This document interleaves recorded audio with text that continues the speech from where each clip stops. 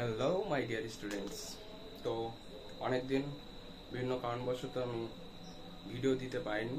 অনেকদিন পরে আবার তোমাদের পুরনো চ্যানেলে নতুন ভিডিও নিয়ে ফিরে এলাম। তো আজকে ক্লাস 10-এর ওয়েস্ট বেঙ্গল বোর্ডের এবং যত স্টেট বোর্ড আছে সবার জন্য, তো সেখানে একটা গুরুত্বপূর্ণ কেমিস্ট্রির চ্যাপ্টার রয়েছে। একদম লাস্ট যে চ্যাপ্টারটা, সেটার নাম হচ্ছে কি জৈব রসায়ন। তো এই জৈব রসায়ন নিয়ে অনেকের অনেক সমস্যা সৃষ্টি হয়, অনেকে বুঝতে পারে না। তো এই চ্যাপ্টারটাই ওই জন্য মূলত আমি আবার নতুন করে শুরু করছি। তারপরে তোমাদের রিকোয়ারমেন্ট অনুযায়ী অন্যান্য চ্যাপ্টারগুলো পড়ানো যাবে। জৈব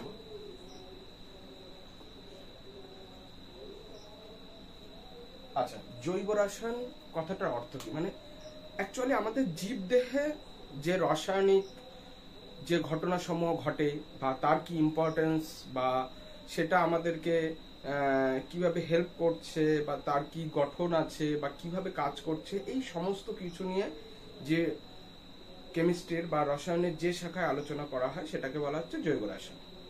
এখন এই যে জৈব রসায়ন, এর খুবই সামান্য একটা পার্ট 10-এ আছে, 11-12 ম্যাক্সিমাম। তো 10টাকে যদি আমরা একটা ছোট পুকুরের সাথে তুলনা করি, তো 11-12টা সেখানে পুকুরের থেকে নদী হয়ে যাচ্ছে, আর গ্রাজুয়েশন তো সেখানে সমুদ্র, আর ইয়েতে চলে যাও মহাসাগর, আরো উপরে চলে যাও। তো যাই হোক, তো আমরা এখানে যেগুলো আছে আমরা সেগুলো একটুখানি জানার চেষ্টা করব।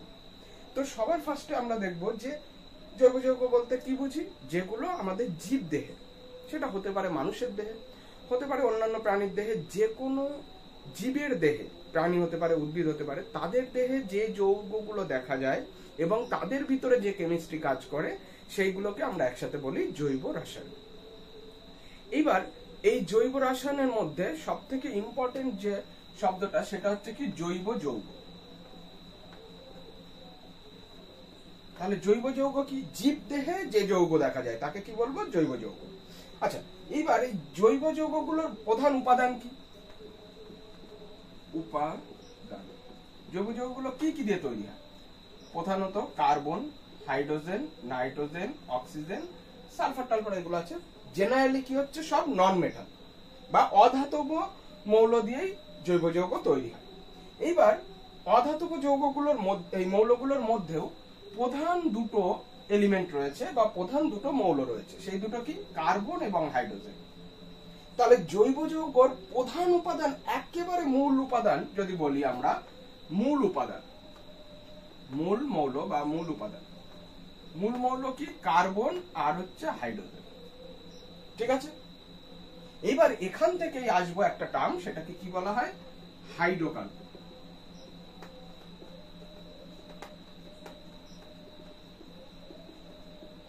তাহলে আমরা কি বললাম? জৈব যৌগ কি দিয়ে তৈরি হচ্ছে? মূলত যে যত নন মেটাল বা অধাতব পরমাণু রয়েছে বা ইয়ে রয়েছে, তাদেরকে দিয়ে তৈরি হচ্ছে জৈব যৌগ। এইবার এই জৈব যৌগের মধ্যে এই অধাতব উপাদানগুলির মধ্যেও বা অধাতব মৌলগুলির মধ্যেও কিছু প্রধান মৌল রয়েছে।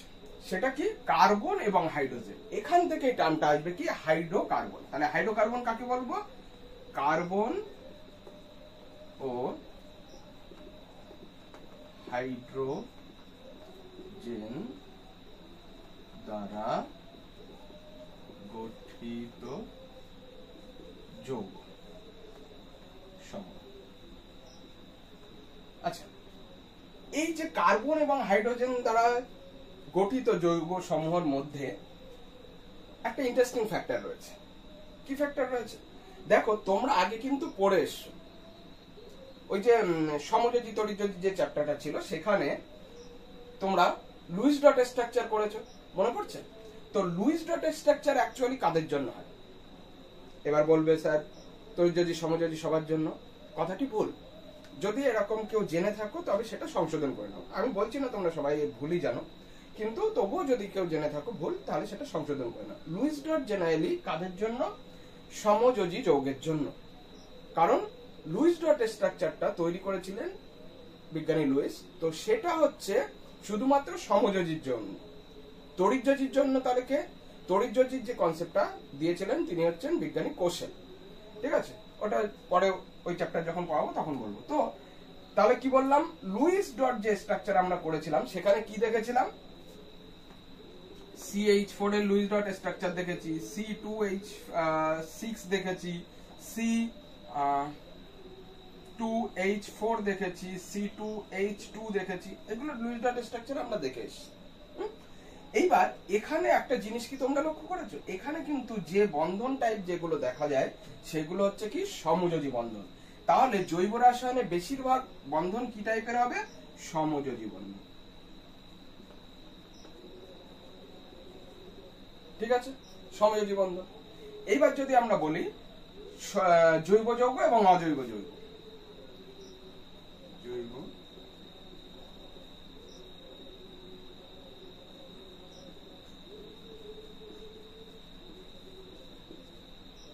বিষয়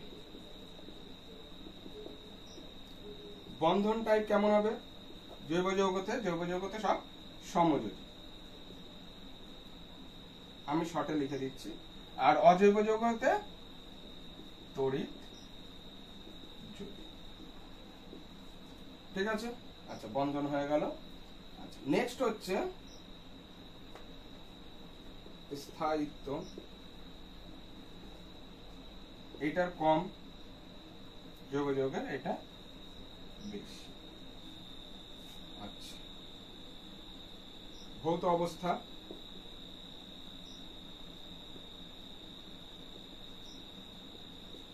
ভৌত অবস্থা জৈব যৌগের কেমন হয়, বেশিরভাগ হচ্ছে তরল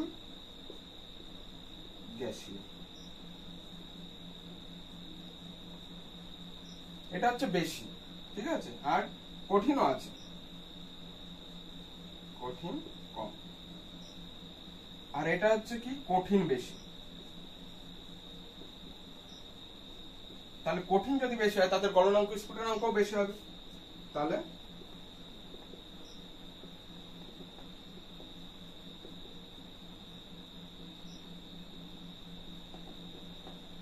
এটা কম, এটা বেশি, এরকম বেশ কিছু পার্থক্য তোমরা পাবে, সেগুলো একটুখানি দেখে নিও। ঠিক আছে, আদারওয়াইজ আর এখান থেকে কিছু বলার নেই। আচ্ছা তাহলে আমি এটা মুছছি।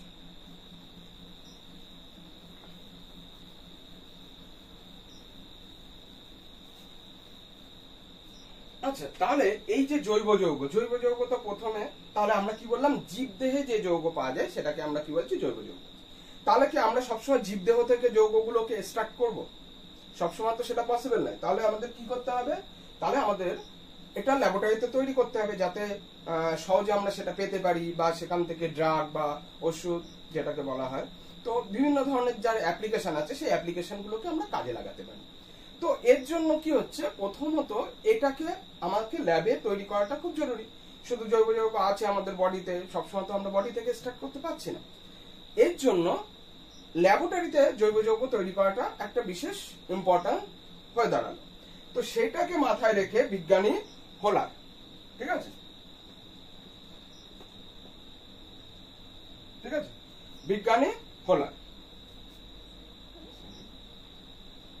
বিজ্ঞানী হোলার প্রথম যে যৌগটা তৈরি করলেন সেটাকে কি বলা হচ্ছে, ইউরিয়া। ঠিক আছে, ইউরিয়া কি দিয়ে তৈরি করলেন, NH4OCN, এটাকে হিট দিলে এটা রিঅ্যারেঞ্জমেন্ট হয়ে যাবে হচ্ছে এরকম একটা যৌগ তৈরি, যেটাকে নাম দেওয়া হয়েছে ইউরিয়া। ঠিক আছে, তাহলে এটাকেও আমরা অনেকটা জৈব যৌগের মধ্যেই অনেকটা বলতে পারি, কিন্তু এইটাই হচ্ছে মেন প্রথম তৈরি জৈব যৌগ যেটা ল্যাবরেটরিতে তৈরি হয়েছে। ঠিক আছে, তৈরি হয়েছে শুধু প্রথম তৈরি জৈব যৌগ, বিষয়টা কোথায় তৈরি হয়েছে, ল্যাবরেটরিতে তৈরি হওয়া প্রথম বা রসায়নাগারে তৈরি হওয়া প্রথম জৈব যৌগ হচ্ছে কোনটা, ইউরিয়া। কে তৈরি করেছে, বিজ্ঞানী হোলার। ঠিক আছে, তো এটা হচ্ছে একদম পুরো সিম্পল একটা ব্যাপার, এটা এই শর্ট কোশ্চেন হিসেবে আসতে পারে, ওই জন্য ইনফরমেশনটা দিয়ে রাখলাম। আচ্ছা এইবার আমরা আসবো এই যে কার্বন আর হাইড্রোজেন যে ইয়েগুলো তৈরি করছে সেগুলোকে আমরা কি বলছি, হাইড্রোকার্বন। তো কার্বনের একটা স্পেশাল প্রপার্টি আছে, সেই প্রপার্টি আমরা এবার জানবো। সেটারে বলা হচ্ছে ক্যাটিনেশন ধর্ম, বা বাংলায় বলে শৃঙ্খল ধর্ম। এরকম শৃঙ্খল, মেনলি ক্যাটিনেশন ধর্মটা ইউজ করা হয়। তো ক্যাটিনেশন ধর্মটা কি? ক্যাটিনেশন ধর্মটা হচ্ছে, দেখো কার্বনের যোজ্যতা কত? কার্বনের যোজ্যতা হচ্ছে 4, আমরা আগে জেনে এসেছি। কার্বনের যোজ্যতা কত? 4। 4 মানে কি? ওর চারিদিকে 4টি ইলেকট্রন রয়েছে, মানে কি ও 4 দিকেই বন্ড তৈরি করতে পারছে। ও এখানে আছে, এখান থেকে ওর একটা হাত, এখানে একটা হাত, এখানে একটা হাত, এখানে একটা হাত, 4 দিকে হাত। তাহলে ও চারিদিক থেকে কি করতে পারছে?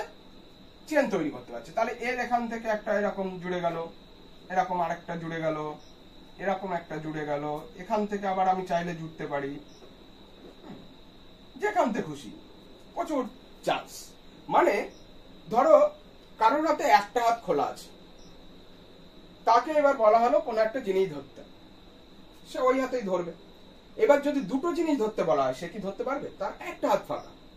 দুটো জিনিস যখন বলবো তখন তার দুটো হাত ফাঁকা থাকা লাগবে। এবার এর সেই জায়গায় দাঁড়িয়ে 4টে হাত ফাঁকা, মানে কি সে অনেক কিছু ধরতে পারছে। সে মানে সেই দশভুজা দুর্গার মতো। যাই হোক, আজকে মহাসপ্তমী, সেদিন পড়াচ্ছি, তো সেই এক্সাম্পলটা দশভুজা দুর্গার মতো। যে আমরা মাকে বলে থাকি দশভুজা দুর্গা, কেন বলি? যে এইদিকে রান্না করছে, বললাম মা এটা খুঁজে পাচ্ছি না, এসে দিয়ে গেল। আবার মা একটু জল দাও, দিয়ে গেল। মানে চারিদিক থেকে কাজ করছে। তো কার্বনেরও এরকম 4টে হাত। 4টে হাত মানে কি? ও অনেক কিছু ধরে রাখতে পারছে। এই হাতে একটা কিছুকে ধরলো, ওই হাতে একটা কিছুকে ধরলো, আরেকটা হাতে কিছু ধরলো, আরেকটা হাতে কিছু ধরলো। এইবার কি হচ্ছে, ওই যে হাতে আরেকজনকে ধরলো, তারও তো আবার 4টে হাত, তার মধ্যে একটা হাতকে ধরে নিল কার্বনের, কিন্তু আরো 3টে হাত তো খোলা, সে আবার ওই 3টে হাতে 3জনকে ধরতে পারছে। বুঝতে পারছো? তো এরকম মানে একটা বড় শৃঙ্খল বা নেটওয়ার্ক তৈরি করতে পারে। তো এই জন্যই এই ধর্মটাকে বলা হচ্ছে ক্যাটিনেশন ধর্ম বা শৃঙ্খল ধর্ম। মানে কার্বন 4টে যোজ্যতা দেখানোর জন্য কি হচ্ছে, অনেক বড় শৃঙ্খল তৈরি করতে পারে। তাই এই ধর্মটাকে বলা হচ্ছে কি ক্যাটিনেশন ধর্ম, এবং কার্বনই সব থেকে ভালো ক্যাটিনেশন ধর্ম দেখায়। ঠিক আছে, কারণ এর যোজ্যতা 4। ঠিক আছে, তো এই হচ্ছে ক্যাটিনেশন ধর্ম। তাহলে ক্যাটিনেশন ধর্ম নিয়ে আশা করি কোনো সমস্যা নেই। যদি সমস্যা হয় আমাকে অবশ্যই কমেন্ট বক্সে জানাবে, আমি সেটাকে ক্লারিফাই করার চেষ্টা করব। আচ্ছা, এইবার আমরা দেখব হাইড্রোকার্বন। হাইড্রোকার্বন তো বললাম হাইড্রোকার্বন কি।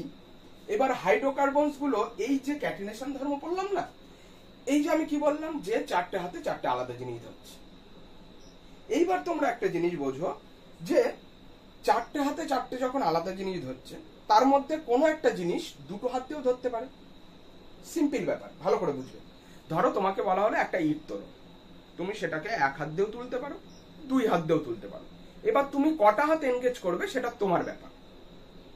ঠিক আছে, কার্বনেরও এরকম কিছু ব্যাপার রয়েছে, যে সে একটা হাত এনগেজ করে একজনকে ধরবে, না দুটো হাত এনগেজ করে ধরবে, না 3টে হাত এনগেজ করে ধরবে।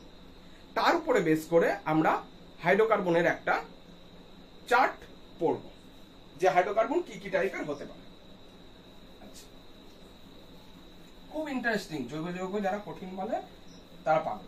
ঠিক আছে, তো আমরা সেটাকে সহজ করে পড়ার চেষ্টা করব। এরপরে আছে আইউপ্যাক নোমেনক্লিয়ার, যেটা নিয়ে বহু মানুষের অনেক সমস্যা হয়, অনেক ইয়ে হয়। তো নোমেনক্লিয়ার পড়ার জন্য মিনিমাম 8টা থেকে 9টা ক্লাস মিনিমাম লাগে। তো সেখানে দাঁড়িয়ে তোমাদের ক্লাস 10-এ তো অত টাইম দেওয়া যাবে না, মোটামুটি 2টো ক্লাস হলে কভার হয়ে যায়, 1টা বা 2টো ক্লাস। সেখানে আমি চেষ্টা করব যতটা সম্ভব তোমাদের কনসেপ্ট ক্লিয়ার করে দিতে। তো পাশে থাকবে সেইভাবে, এটা হচ্ছে কথা। তাহলে হাইড্রোকার্বন।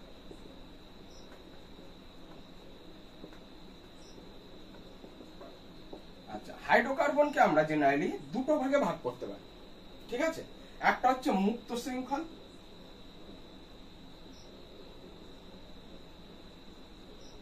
একটা হচ্ছে বদ্ধ।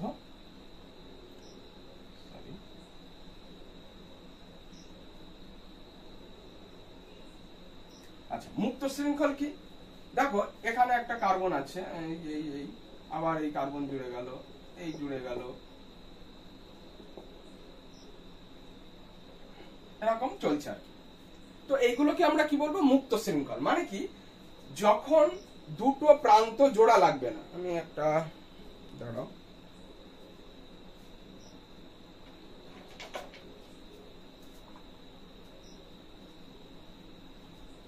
ধরো এইটা একটা ডাটা কেবিল, তোমরা দেখতেই পাচ্ছ। তো এই যে ডাটা কেবিলটা এটাকে আমরা কি বলবো, মুক্ত শৃঙ্খলের মতো বিবেচনা করব। কারণ কি, এর দুই পাশই ফ্রি, আমি চাইলেই এখানে কিছু অ্যাড করতে পারি, তাহলে ফ্রি রয়েছে, মুক্ত রয়েছে, দুই পাশই মুক্ত একদম, তাই এটাকে আমরা কি বলবো, মুক্ত শৃঙ্খল। এবার যদি দুটো মাথা জয়েন করে দেওয়া হয়, যাই হোক এখানে জয়েন হচ্ছে না, যদি জয়েন করে দেওয়া হয় তাহলে কি হচ্ছে, কোন অংশ কি ফ্রি আছে ধরার মতো, নেই তো, তাহলে এটাকে তখন আমরা কি বলবো, বদ্ধ শৃঙ্খল। তাহলে এটা কি হচ্ছে, বদ্ধ শৃঙ্খল, আর এটা কি হচ্ছে, মুক্ত শৃঙ্খল। তাহলে বোঝা গেল, যদি কোনো জিনিস কি হচ্ছে, দুই প্রান্ত খোলা থাকে তখন সেটাকে আমরা কি বলবো, মুক্ত শৃঙ্খল। এবং যদি কোনো শৃঙ্খলে দুই মাথায় জয়েন করা থাকে তবে সেটাকে আমরা কি বলবো, বদ্ধ শৃঙ্খল। মানে ধরো এই একটা কার্বন এর সাথে বেরিয়েছে, এই একটা কার্বন, এই একটা কার্বন, এই যে জুড়ে গেছে, সবার চারটে হাতই থাকবে, সে বিষয়ে কোনো সন্দেহ নেই, কিন্তু তারা জুড়ে গেছে, তাহলে এটাকে আমরা কি বলবো, বদ্ধ শৃঙ্খল। ঠিক আছে।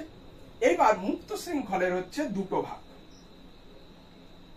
সম্পৃক্ত, অসম্পৃক্ত। আচ্ছা, এই জায়গাটা বুঝতে হবে, সম্পৃক্ত অসম্পৃক্ত। আচ্ছা, তোমরা ক্লাস 9-এ পড়েছো দ্রবণ, দ্রবণের দুটো পার্ট আমরা পড়েছি, একটা কি সম্পৃক্ত দ্রবণ, আর একটা হচ্ছে কি অসম্পৃক্ত দ্রবণ। তাহলে সম্পৃক্ত দ্রবণ কাকে বলবো, যে যেখানে হচ্ছে একটা সার্টেন টেম্পারেচারে যে ম্যাক্সিমাম অ্যামাউন্ট অফ সলিউট বা দ্রাব দ্রবীত থেকে যে দ্রবণটা তৈরি করে তাকে বলা হচ্ছে কি সম্পৃক্ত দ্রবণ। মানে কি, যে আমি ওই টেম্পারেচারে বা পার্টিকুলার ওই উষ্ণতায় ওর থেকে বেশি দ্রাব ওর মধ্যে অ্যাড করতে পারবো না, ভালো করে বুঝবে, আমি ওর থেকে বেশি আর দ্রাব ওর মধ্যে দ্রবীত করতে পারবো না, তবে সেটাকে কি বলবো, সম্পৃক্ত দ্রবণ। আর অসম্পৃক্ত কোনটা, অসম্পৃক্ত মানে এখনো সেই পর্যায়ে পৌঁছয়নি, মানে ওখানে এখনো ওর খিদে রয়েছে, আরো নতুন কিছু অ্যাড করতে পারবো, সেই পজিশনটাকে বলা হচ্ছে কি অসম্পৃক্ত। তাহলে হাইড্রোকার্বনের ক্ষেত্রে সম্পৃক্ত অসম্পৃক্তের কেসটা কি হলো, ওই যে একটু আগে বলেছিলাম কথাটা, যে ইট তোলার কথাটা, যে একটা ইট তোমাকে তুলতে বলা হলো, তুমি এক হাত দিয়েও তুলতে পারো, দুই হাত দিয়েও তুলতে পারো, কথা বোঝা গেছে। কার্বনের চারটে হাত, চারটে হাতের মধ্যে কোনো কিছু ধরার জন্য একটা হাতই যথেষ্ট, সেখানে যদি সে চায় দুটো হাত দিয়ে ধরবে বা তিনটে হাত দিয়ে ধরবে, ধরতে পারে, কিন্তু সেখানে বিষয়টা কি, এখান থেকেই সম্পৃক্ত অসম্পৃক্তর ব্যাপারটা চলে আসবে। দেখো, যদি সব জায়গায় একটা করেই বন্ড থাকে, এই যে ধরো একজনের এরকম আছে, সি, এখানে একটা হাইড্রোজেন ধরে আছে, এখানে একটা হাইড্রোজেন, এখানে একটা হাইড্রোজেন, এখানে একটা কার্বন, এই আবার হাইড্রোজেনকে ধরেছে, আবার হাইড্রোজেনকে, আবার ধরো হাইড্রোজেনকে ধরেছে, সাপোজ এরকম একটা কিছু রয়েছে। মানে কি, এখানে আমি যা দেখতে পাচ্ছি সবকিছুকে ও একটা হাত দিয়ে ধরে রেখেছে, এই হাইড্রোজেনকে একটা হাত দিয়ে, এই হাইড্রোজেনকে একটা হাত দিয়ে, এই হাইড্রোজেনকে একটা হাত দিয়ে, এই কার্বনকে একটা হাত দিয়ে, সেম অ্যাজ ইট ইজ, এটাও একটা হাত দিয়ে একটা হাইড্রোজেন, একটা হাত দিয়ে একটা হাইড্রোজেন, একটা হাত দিয়ে একটা হাইড্রোজেন, একটা হাত দিয়ে একটা কার্বন, এরকম ভাবে ধরে আছে। তাহলে এর তো আর নতুন করে হাত খালি নেই, এ চাইলেই অন্য কিছু আর ধরতে পারবে না, এর স্যাচুরেশন লেভেল পৌঁছে গেছে, এখানে নতুন করে আমি কিছু অ্যাড করতে পারবো না। ঠিক আছে, তাহলে এটাকেই আমরা কি বলবো, সম্পৃক্ত হাইড্রোকার্বন। তাহলে সম্পৃক্ত হাইড্রোকার্বন কোনখানে বলবো, যেখানে হচ্ছে কি সকল বন্ধনী হবে এক বন্ধন প্রকৃতি। এক বন্ধন মানে সিঙ্গেল বন্ড, একটাই করে, এই দেখো এই যে এখানে একটা সিঙ্গেল বন্ড, এখানে সিঙ্গেল বন্ড, কোথাও ডবলের কোনো কেস নেই। এবার অসম্পৃক্ত হাইড্রোকার্বন কাকে বলবো, ওই যে বললাম ইটটাকে তুমি দুটো হাত দিয়েও তুলতে পারো, যদি দুটো হাত দিয়ে তোলো তাহলে ভালো করে বুঝবে এটা কি স্যাচুরেশনে পৌঁছেছে, পৌঁছায়নি। ভালো করে ইমাজিন করো, ধরো দুটো হাত দিয়ে তুমি একটা ইট ধরেছো, সেখানে তো তুমি চাইলেই একটা হাত ছাড়িয়ে নিতে পারো, আর একটা হাত দিয়ে আর একটা ইট তুলতে পারো, তাতে কি তোমার কোনো অসুবিধা হবে, হয়তো একটু তোমার ফোর্স বেশি লাগছে, কিন্তু তুমি তো সেটা পারছো। তাহলে এরকম কার্বনের কেসটাও তাই, ধরো কোথাও কার্বন এরকম দুই হাত দিয়ে আর একটা কার্বনকে ধরে আছে, ঠিক আছে। এবার ধরো তুমি ইমাজিন করো এই যে তোমার দুটো হাত, তোমার বন্ধুর দুটো হাতকে ধরে আছে, ঠিক আছে। এইবার যদি বলা হয় এমন কোন কন্ডিশন হলো যে কিছু একটা ধরতে হবে, তোমাকে ওই হাত ছাড়তে হবে। তাহলে ছাড়লে কি হচ্ছে, তুমি দুটো হাত দিয়ে দুটো হাত ধরেছিলে বন্ধুর, এইবার সেখান থেকে একটা হাত ছেড়ে দিলে, একটা হাত দিয়ে কিন্তু তখন ধরে আছো, একটা ছেড়ে দিলে কি করলে, যে ওই হাত দিয়ে তুমি কিছু একটা ধরলে যেটা তোমাকে ধরতে বলা হয়েছে, সাথে সাথে তোমার বন্ধুরও কিন্তু একটা হাত ছাড়িয়ে গেল, সেও কিন্তু ওই হাত দিয়ে আর একটা কিছু ধরতে পারছে। বোঝা গেল যে কোনো রকম বন্ড ব্রেকিং না করে, মানে দুইজনের মধ্যে কোনো রকম সম্পর্ক বা কোনো রকম বিচ্ছেদ না ঘটিয়ে কি করা হচ্ছে, আর একজনকে ধরতে পারছে। এই যে ব্যাপারটা, এটাকে বলা হচ্ছে কি অসম্পৃক্ততা। এটা হচ্ছে অসম্পৃক্ততা। এ চাইলে আরেকজনকে ধরতে পারছে, ধরছে না সেটা বড় কথা নয়, সেটা কোনো ব্যাপার নয়, কিন্তু ধরতে পারবে। এই যে ব্যাপারটা, এটাকে বলা হচ্ছে সম্পৃক্ত। মানে এই বন্ডটা যখনই ভাঙবে, ধরো এই যে বন্ধুর একটা হাত, এই যে একটা বন্ধুর একটা হাত, তোমার একটা হাত, এই যে দুইজন ধরেছিল, যখনই ছেড়ে দিচ্ছ তোমার একটা হাত তো ফ্রি হয়ে যাচ্ছে, বন্ধুর একটা হাত ফ্রি হয়ে যাচ্ছে, এখানে দুটো জিনিস ঢুকতে পারছে। তাহলে আগে যেটা পরিস্থিতি ছিল যে দুইজন দুটো হাত করে ধরেছিলাম, সেটাকে আমরা কি বলবো, অসম্পৃক্ত অবস্থা। Is it clear? I think clear. দেখো তাহলে এখানে কি পাবো আমরা, minimum one double bond or triple bond. ইংলিশে লিখে ফেললাম, যাই হোক বলে দিলাম যে অন্তত পক্ষে একটা ডবল বন্ড বা একটা ট্রিপল বন্ড থাকবে, তবে সেটাকে আমরা কি বলবো, অসম্পৃক্ত হাইড্রোকার্বন। কথা ক্লিয়ার?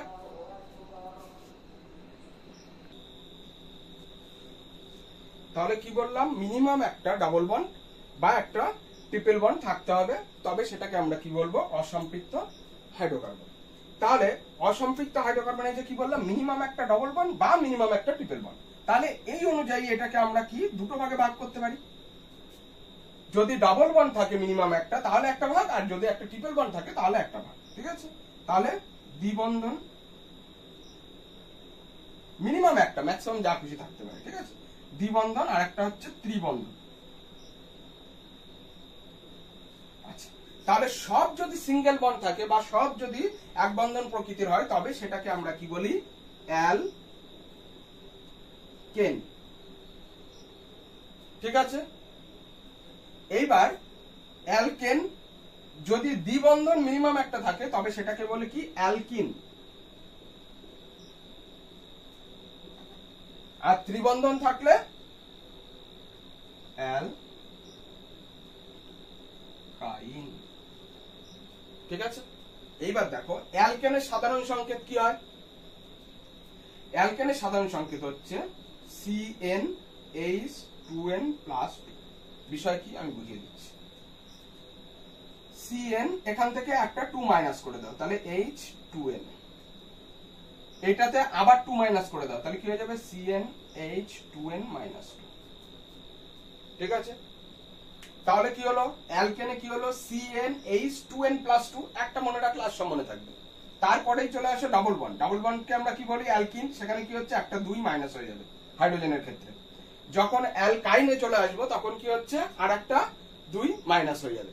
দেখো বিষয়টা very simple, very very very very simple. দেখো আমি তোমাদের এক্সপেরিমেন্টালি একদম দেখিয়ে দিচ্ছি কেন এই 2 মাইনাস হচ্ছে। আমি যদি এইটার কথা ধরি, এটাকে কি বলা হচ্ছে, এটার নাম হচ্ছে ইথেন। কেন বলা হয় সেসব আইপ্যাক নোমেনক্লেচারে বলবো। তাহলে এখানে দেখো কয়টা হাইড্রোজেন, 1 2 3 4 5 6, 6টা হাইড্রোজেন। এইবার দেখো মজাটা, যদি এইটা অ্যালকেন থেকে অ্যালকিনে যায় তাহলে কি হবে, এই যে বলেছিলাম না যে দুটো হাত দিয়ে ধরে আছে, একটা হাত যদি ছেড়ে দেয় তাহলে কি হচ্ছে, দুইজনকে ধরতে পারছে। তাহলে দুই হাত থেকে যদি দুইজনকে ছেড়ে দেয়, তাহলে সেই দুটো হাত আবার জয়েন হয়ে যাবে। ঠিক আছে? তাহলে দেখো এখান থেকে একটা হাইড্রোজেনকে সরিয়ে দাও, এখান থেকে একটা হাইড্রোজেনকে সরিয়ে দাও, তাহলে কি হয়ে গেল, ডাবল বন্ড। তাহলে হাইড্রোজেন কটা সরে গেল, অ্যালকেন ছিল আগে অ্যালকেন, এই পজিশনটাকে কি বলছি, অ্যালকেন। এই অ্যালকেন থেকে এখান থেকে একটা হাইড্রোজেন, এখান থেকে একটা হাইড্রোজেন সরে গেল, এটা ডাবল বন্ড হয়ে গেল। এবার এটাকে কি বলবো, অ্যালকিন। তাহলে এইটা যদি অ্যালকিন হয়, তাহলে আমরা কি দেখলাম, দুটো হাইড্রোজেন কমে গেল না। তাই এখানে এই যে 2n+2 ছিল, তার থেকে 2 মাইনাস করে দিলাম, কেটে গেল, কি পড়ে থাকলো, 2n। তাই আছে। ক্লিয়ার? এইবার দেখো ত্রিবন্ধনে আবার এই পাশ থেকে একটা হাইড্রোজেন আর এখান থেকে একটা হাইড্রোজেন সরিয়ে দাও, তাহলে দুটো হাত, আবার দুটো হাত ফাঁকা হয়ে গেল, সেই দুটো হাত জয়েন হয়ে যাবে, তাহলে এখানে ট্রিপল বন্ড হয়ে গেল। এইটাকেই আমরা কি বলবো, অ্যালকাইন। তাহলে ছিল কি CnH2n, তাহলে সেখান থেকে দুটো হাইড্রোজেন আবার কমে গেল, তাহলে এবার কি হয়ে যাবে, আবার -2 হয়ে যাবে। এই 2 কিন্তু সাফিক্সে, ঠিক আছে, এই যে ঠিক আছে 2 মাইনাস হয়ে গেল। তাহলে কিভাবে হচ্ছে অ্যালকেন অ্যালকাইন অ্যালকেন, বোঝা গেল? আই হোপ বোঝা গেছে, কোনো প্রবলেম হওয়ার কথা নয়। তাহলে এইবার এই যে জিনিসটা, এই যে ফর্মুলাটা লিখলাম, এইটা এবার আমাকে বুঝতে হবে। এক্সপেরিমেন্টালি তো বুঝে গেলাম, কিন্তু এই এন টেন এ কি খায় না মাথায় দেয় সেটা তো আমার জানা দরকার, তাই তো? তাহলে এনটা হচ্ছে কি, যেখানে আমরা এই পাশে লিখে দিচ্ছি এন ইকুয়াল টু পূর্ণ সংখ্যা।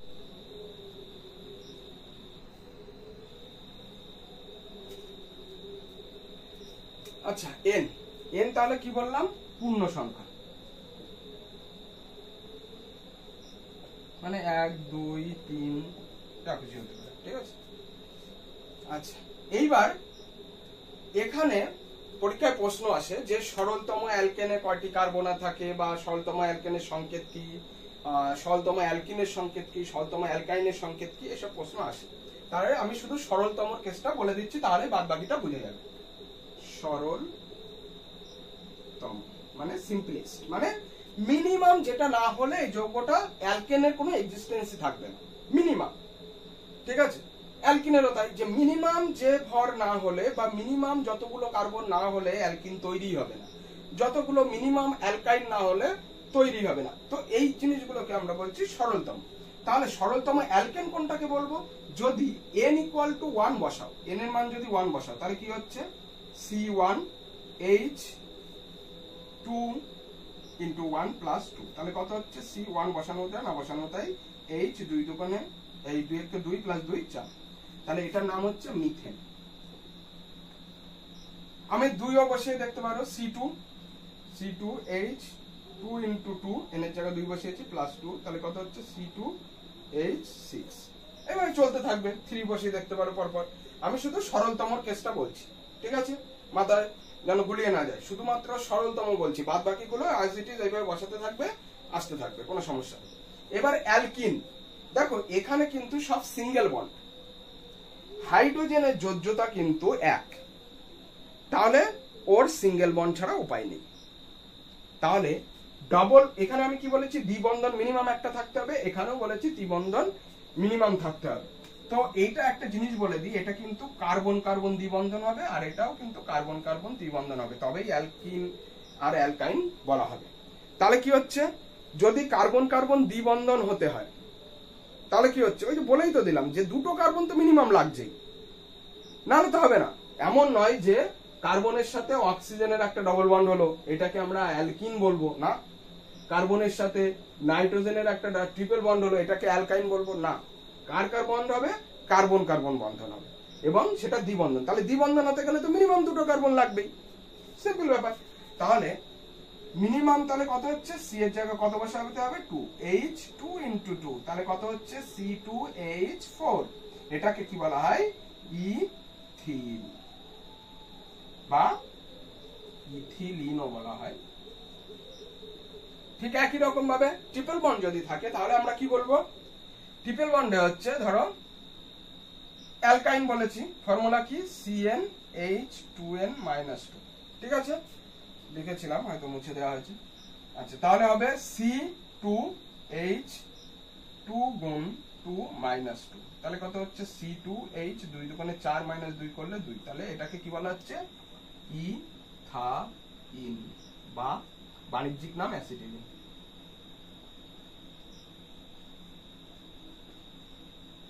ঠিক আছে, আচ্ছা তাহলে এই যে দেখো এখানে অ্যালকেন, তাহলে নরমাল যে ওয়ার্ডটা সেটা কি সবসময় মনে রাখবে, অ্যাল্ক, নরমাল ওয়ার্ডটা হচ্ছে অ্যাল্ক, তার সাথে কি যোগ হয়েছে, এন যোগ হয়েছে এখানে, ঠিক আছে, এখানে কি যোগ হয়েছে, ইন যোগ হয়েছে, আর এখানে আইন যোগ হয়েছে, ঠিক আছে, বাংলায় পড়েছি না, প্রত্যয় পরে যোগ হয়, তো এখানে এন, এখানে ইন, এখানে হচ্ছে আইন।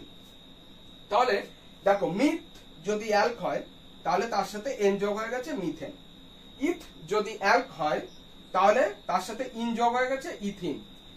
ইথ যদি অ্যাল্ক হয়, তাহলে তার সাথে আইন যোগ হয়েছে ইথাইন, এইভাবে নাম হয়, ঠিক আছে। তো যাই হোক, ওইটা যখন আমরা ইয়েটা পড়বো, নোমেনক্লেচার, আইপ্যাক নোমেনক্লেচার পড়বো, তখন বিষয়টা আরো ভালো করে ইলাবোরেট করে মানে খুব সুন্দরভাবে কনসেপ্ট ক্লিয়ার হয়ে যাবে, আমি কথা দিতে পারি। ঠিক আছে, শুধু সাথে থাকতে হবে। তাহলে বোঝা গেল এই পুরো বিষয়টা। তাহলে অ্যালকেন, অ্যালকিন, অ্যালকাইন, সম্পৃক্ত, অসম্পৃক্ত, আশা করি এর থেকে আরো বেশি কিছু তোমাদের দরকার হবে না। আচ্ছা, এইবার বদ্ধ শৃঙ্খল। বদ্ধ শৃঙ্খলকে আমরা কি করতে পারি? বদ্ধ শৃঙ্খলকে আমরা দুটো ভাগে ভাগ করতে পারি। একটা হচ্ছে হোমোসাইক্লিক বা সমশৃঙ্খল, সমবদ্ধ শৃঙ্খল, জানি না বাংলা ঠিক লিখছে কিনা, ইংলিশে লিখে দিই পাশে, হোমোসাইক্লিক। আর এটা অসমবদ্ধ শৃঙ্খল, যেটাকে বলা হয় হেটেরোসাইক্লিক। ঠিক আছে, যাই হোক, এখানে আরো অনেক কিছু আছে। হোমোসাইক্লিক মানে কি, ধরো এই যে এখানে একটা কার্বন আছে, এখানে একটা কার্বন, এটা যত খুশি মেম্বার তুমি ইয়ে করতে পারো। এটা 4 মেম্বার হয়ে গেল, এটা 3 মেম্বার, এই যে 4টে কার্বন দিয়ে, এটা 3টে কার্বন দিয়ে, একই রকম 5টা কার্বন দিয়ে, 6টা কার্বন দিয়ে, যা খুশি করতে পারো। সেখান থেকে তুমি আবার অসম্পৃক্তও তৈরি করতে পারো। এখান থেকে একটা, এখান থেকে একটা সরিয়ে দাও, এই যে হয়ে গেল অসম্পৃক্ত। ঠিক আছে, তো এখানে আরো অনেক কিছু রয়েছে, ওইগুলোতে আমি আর যাচ্ছি না। এগুলো হচ্ছে 11 ক্লাসে, আমি খুব তাড়াতাড়ি 11 শুরু করব, তখন ওইগুলো ডিটেলসে বলবো। এখন এর থেকে বেশি তোমাদের কিছু দরকার হচ্ছে না, বেঞ্জিনের বিষয় তো নেই, সুতরাং এখন দরকার নেই, এইটুকুনি জেনে রাখো। ঠিক আছে, আচ্ছা এইবার আসবো আমরা কার্যকারী গ্রুপ। বুঝলাম।